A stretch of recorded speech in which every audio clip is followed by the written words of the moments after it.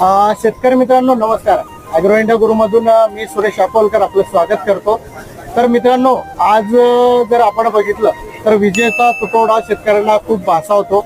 दिवसा लाईट आपल्याला कुठेही भेटत नाही. शेतकऱ्यांना रात्री पाणी भरावं लागतं. शेतकऱ्यांना सौरपंप जो आहे तो वापर कसा करू शकतो, मिळू कसा शकतो, तर याविषयी थोडीशी एक आपली मदत होईल. तर नमस्कार. नमस्कार सर, आपण जो सौरपंप आता शेतकऱ्यांना देतोय तो किती HP मध्ये आपल्याकडे अवेलेबल आहे? दोन सेक्टर आहेत.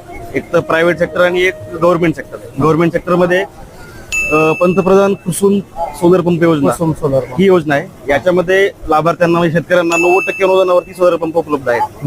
याच्यामध्ये 3 HP, 5 HP आणि 7.5 HP असे 3 टाईपचे पंप असतात. बरोबर. तर साधारण 90% सबसिडी आहे यावरती. शेतकऱ्यांना फक्त 10% जो काही सतोड लाभार्थीचा भरायचा आहे.